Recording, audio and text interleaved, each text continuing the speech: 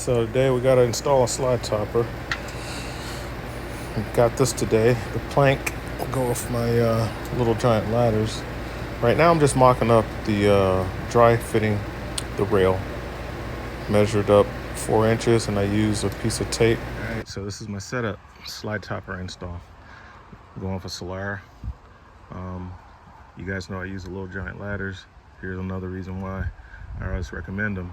They have so many accessories that are pre-built to work with these things.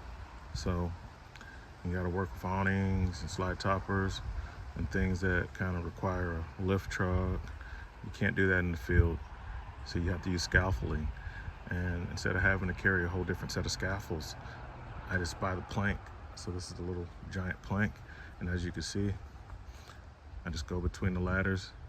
They don't recommend that you do it this high, but that's just because they don't want the liability of telling you can use it high. Somebody falls off, they try to sue them, because people are stupid and they don't want to take responsibilities for their own actions. So I use it like this.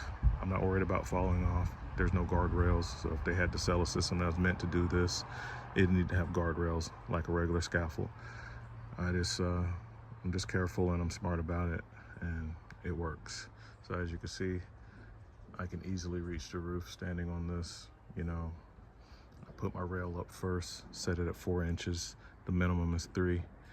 And then I turn the rail upside down so that the screws are going to be covered by the slide topper.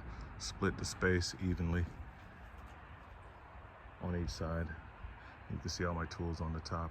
So now I'm going to adjust my plank down so I can put the brackets on the actual slide. It goes in the corners on the inside. So I'm going to move my plank down and I'll show you what I got. All right, so now I've moved my plank down.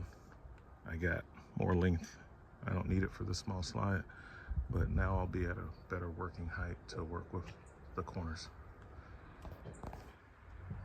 It's a pretty sweet system. Definitely recommend it.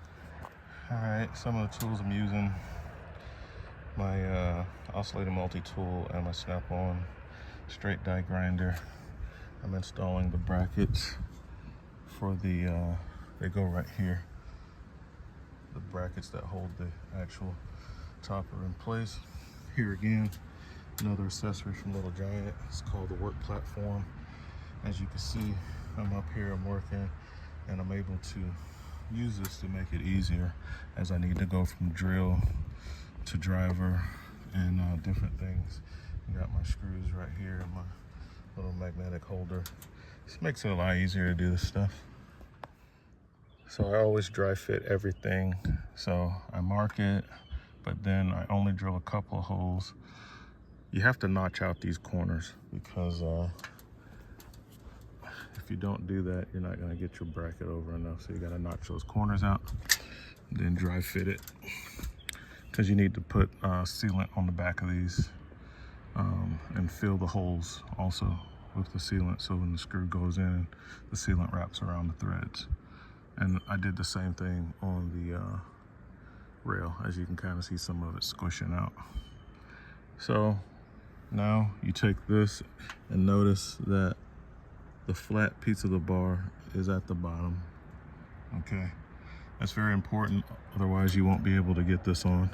And this has different levels of adjustments, so you can bring it here, okay, or you can take it up a little more and have it there. I have my bar set a little high, so I'll go with the higher setting, but you can lower it if you need to. So they give you that adjustment, and that's kind of how your bracket is looking there. Okay, 4 set screws. I have 4 here, but I need 8 because I have I think I have some extras. I have a whole kit of those maybe somewhere in my truck, but kind of need 8, 4 for each one. This is all they gave me, so I'll see what's up with that, and we'll keep moving along and get this topper. There's a topper. There's the other setup over there. We'll get this going. Okay, so it only takes 2, based on the position where you put this at. You only have two of these that's actually going to hit the bracket. As you can see on the low position, it'll be the top two. And if you go with the higher position, which I'm going to go with, it'll be the bottom two. So we only need two for each. Problem solved. Now I'm going with my set screws. Now that I have this set up, I'm well within my range to hit the plate at the back. If I wanted to get this over the rest of the way, which I might, I'll have to notch out more of this plate, and I'll probably go ahead and do that. It will work fine just like this, but I just like the clean look of having it all the way over there, so I will probably just do that. And the beauty of the flex head is I can clear this because of the way I have it flexed. So I like this long handle Easy Red. These set screws have Loctite on them, and they're tough to get going. But the long handle Easy Red makes it easy, and I'm using an 1/8 inch hex socket by Tecton. So that's my setup for the set screws. All right, so my little snap-on die grinder. I'm using this IPA diamond wheel. It's so versatile, and I just hit it here, and then I slid this out of the way and hit it there to notch out this little trim cap, so that now I can completely slide over and flush up my bracket, so that on the ends it'll be nice and flush. That's how I like it. And then I'll take silicone and fill in the crack. It's a cleaner install. Yeah, you know, you take a few more minutes, makes a much cleaner install. It's worth it. All right, so now the brackets are installed. Of course, I notched those out so I can have my nice clean install. And the only thing left is to run the bead through the top rail, flip. Well, I have to let the slide room out some so I can have a place for this to rest after it's ran in, and then I can kind of put it on the rails. It has those bars, which are right here. That goes on there. So that's where we're at right now. You gotta be careful with these. They come with a pin in it from the factory. This pin, which keeps the tension on the spring. After you have it in position, then you know the last thing is to release the pin. But it needs to be, you know, installed first before you release the tension. Unwrap it to get the length that you need to go on the track, and let it kind of hang down and sit in the top of the open space between the fascia board and the roof. So you're gonna let it out about 1 foot, and then you're just gonna unwrap that about 1 foot, slide it through the rail, and then let it sit on the slide topper. All right, so that's something that's really important. If you needed to take the caps off, that's what these big pins are, just to remove the caps. We shouldn't have to mess with those on this install on this particular slide topper. All right, take your big screwdriver and widen out the edges. And then I'm just using soapy water. I have a really rich soapy water mixture that I lubricate the track so that it will slide easily. A little short slide topper shouldn't really, you know, with awnings that's more important. I normally use like a real lubricant, but with this, shouldn't really be a problem. But hey, I always lubricate the track, so I went ahead and did that. And widening out the track and pinch it back later. I'm actually gonna put set screws in it. All right, so now it's time to run this guy through. So that's it, we're done. Only thing left to do is to test it. You have to run the room in and out a few times to make sure it doesn't bind or stall. If the fabric is crooked, it will not come out easily because that will inhibit it from coming out, putting extra resistance on the room, which is not designed to have resistance on it. And once you get it in the sweet spot and it's going in and out properly, then you will install the set screws and snip off the pieces of cord that are coming out the ends. And that's the install. Now what I didn't show you guys, which was pretty simple, I use this right angle skill with a number 2 square bit to run in those number 3 Phillips screws. They go on the back side.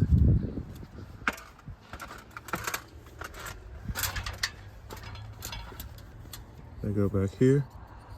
And you can take the cap off and assemble it, but I find it easier, especially with one person, to leave the cap on and let the bars hang the roller. And I just come behind it and put my screws in. I use my little Mac Tools pry bar as a lineup tool to get the holes to match up, the hole on the bar to match up with the hole on the cap. And then I just went in with my screw. So that's it. This is how it looks. I pre-measure the distance before I ever put this on. So my fabric is pretty much already in the right spot from when I first ran it through the rail. I'll be snipping this off and running my set screws in here so that this can't move from side to side, which will cause problems with the room going in and out if that happens. So those set screws are important. All in all, it's a pretty good install. I just took my time with it. Took me maybe about 2 hours to do it. And that's what go. And that's because also, you know, making the video and everything. So 2.5 hours is pretty good to do this by yourself. If you had somebody helping you, you can probably bang it out a lot quicker. Now, time to test the room. All right, so I just finished doing an awning repair. The manufacturer, they used butyl tape underneath the rail, but they didn't take the plastic off on the backside. And the little number 8 screws or whatever just doesn't hold them in. So what I had to do was tie the awning up, go on top, remove the inset trim, pull that off, and then use a adhesive behind there. You can see like the black stuff. It's really good adhesive. I'm gonna have to get up there and kind of clean it up a bit because it's kind of hanging down, and that's what's really gonna hold it up there. And then I use tech screws, high quality screw, but you can see how it's squeezed out. So I got to get up there and tidy that up, and that'll hold it on. There's some of the butyl tape. They put the butyl tape on the awning, but didn't left the plastic on the back, so no adhesion to the camper. All right, let me get up there before the stuff gets too dry because it's messy. All right, so I cleaned up all of the drips, so it doesn't look so bad. This stuff, this ProFlex RV, is it sets super quick within about 10 or 15 seconds. You can only run your finger over it one time. You got to be super fast if you want it to lay down slick, smooth, and shiny.